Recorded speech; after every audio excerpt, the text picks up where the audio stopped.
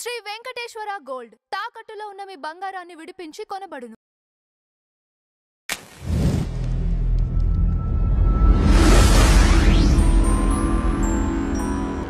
Madam నమస్తే. నమస్తే madam, Vijay Devarakonda cinema kingdom అని రాబోతుంది. అయితే అసలు ఈ సినిమా థియేట్రికల్ ట్రైలర్ లాంచ్ అవ్వకముందే ఓటీటీకి జరిగిన ఒక వేలంలో ఒక 50 crores వరకు ఈ సినిమాని నెట్ఫ్లిక్స్ వాళ్ళు కొనుక్కున్నట్టుగా మనకి అందుతున్న వార్త.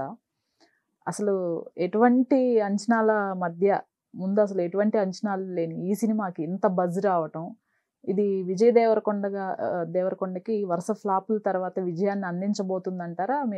మీ విశ్లేషణ ఏంటి? ఏదైనా విజయ్ దేవరకొండ ఒక స్పార్క్ ఉన్న యాక్టర్. ఓకే.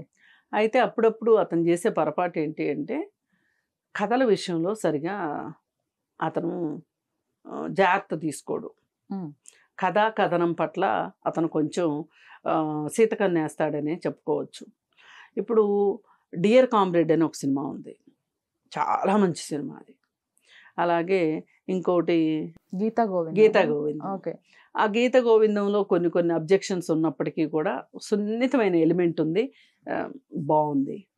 ఇకపోతే ఆ మధ్య పూరి జగన్నాథ్తో కలిసి ఒక సినిమా చేశాడు, అది ఆల్ టైమ్ డిజాస్టర్. అది పూరి జగన్నాథ్ని రోడ్లు పట్టించింది, ఇతనికి కొన్ని రోజుల పాటు పరిస్థితి బాగలేకుండా అయిపోయింది. ఏంటంటే మనం ఎంచుకునే కథా కథనం ఆ ఎలిమెంట్ ఏదైతే ఉందో ఒక ఆయుపట్టు లాంటిది మీ స్ట్రేచర్ని పెంచేలా ఉండాలి, మీ మార్కెట్ను కూడా పెంచేదానిలాగా ఉండాలి. అంటే అన్ని రకాల విజయాలు వచ్చేటట్లుగా చూసుకోవాల్సిన బాధ్యత మీకు ఉంటుంది. కానీ సినిమా యాక్టర్లకు ఏమైపోద్దంటే ఒక 4 సినిమాలు వరుసగా బాగా పడినాయి అనుకోండి, 5వ సినిమా విషయంలో ఒక రకమైన గర్వం వచ్చేస్తుంది, ఒక రకమైన పట్టించుకుని నేను ఏది చేసినా అవుతుందిలే అనుకుంటారు. నేను ఏది చేసినా అవుతుందిలే అనుకునే దగ్గర బోల్తా పడతారు.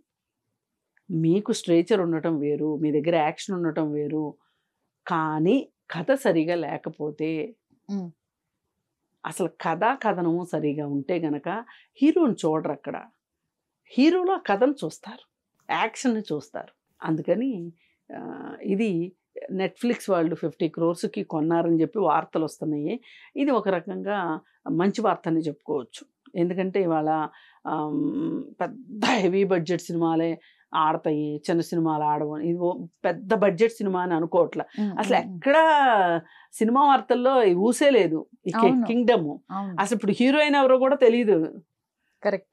అయినా కానీ అది చాప కింద నీరులాగా ఇంత ఓటీటీలోనే ఇంత వచ్చింది అంటే గనక ఇది ఒక మామూలుగా ఏంటంటే సినిమా మామూలుగా రిలీజ్ అయిన తర్వాత ఓటీటీ వాళ్ళు కొంటారు, ముందే ఓటీటీ వాళ్ళు కొన్నారు అంటే ఇదేదో కొంచెం చరిత్ర తిరగరాసేటట్లే ఉంది. చూడాలి మరి ఎట్లా ఉంటది ఏంటి అనేది.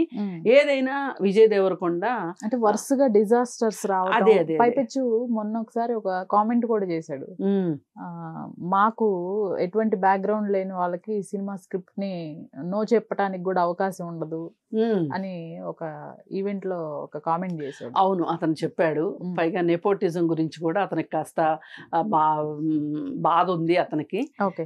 ఏది ఏమైనప్పటికీ కూడా ఏ బ్యాక్గ్రౌండ్ లేకుండానే మరి నువ్వు బాగానే విజయాలు తెచ్చుకున్నావు కదా, ఏమీ తక్కువ విజయాలు సాధించలేదు కదా ఏ మాటకా మాట.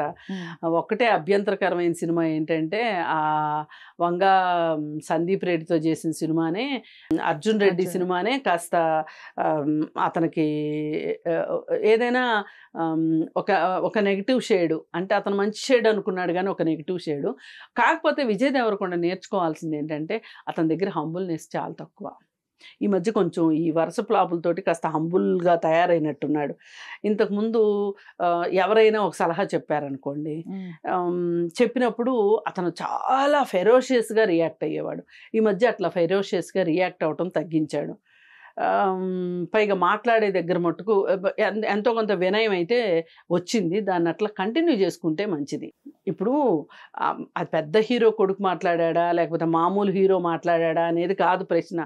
ఆ మాట్లాడే దాంట్లో ఇప్పుడు పెద్ద ఆయన హనుమంతరావు గారు మాట్లాడారు, ఏంటి ఆ లిప్ కిస్లు ఏంటి అని చెప్పి అది కరెక్ట్ కాదు అని చెప్పి తాతయ్య అని చెప్పి ఆయన్ని బాగానే ఎగతాళి చేశాడు, ఆట పట్టించాడు.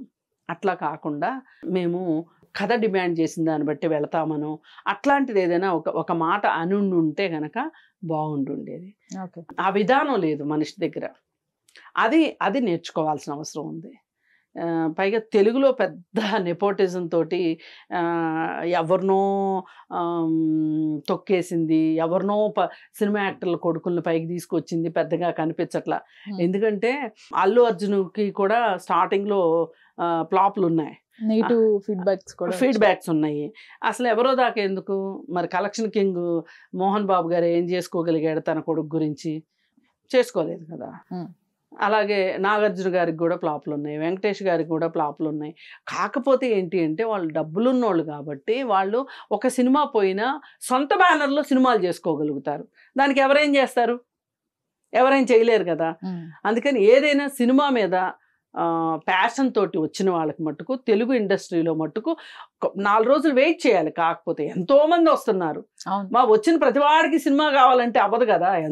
ఇప్పుడు 10 మంది హీరోలు బయటకు వచ్చారు అంటే 100 మంది ఆస్పిరెంట్స్ వెనక్కిపోయారని లెక్క. అందుకని మన దగ్గర ఇది కూడా లేదు కాబట్టి విజయ్ దేవరకొండ కొంచెం లౌక్యము, కొంచెం హంబుల్నెస్ నేర్చుకుంటే గనక మంచి టైమింగ్ ఉన్న యాక్టర్. నాకు ఈ మధ్య కాలంలో నచ్చే వాళ్ళలో విశ్వక్సేన్ ఒకతను, ఇతను ఒకతను, వాళ్ళ టైమింగ్ కానీ ఏదైనా నచ్చుతాయి, బాగుంటారు. ఇద్దరు పెద్ద బ్యాక్గ్రౌండ్ లేని వాళ్ళే కానీ నిలబడ్డారు కదా. Best of luck Vijay దేవరకొండకి.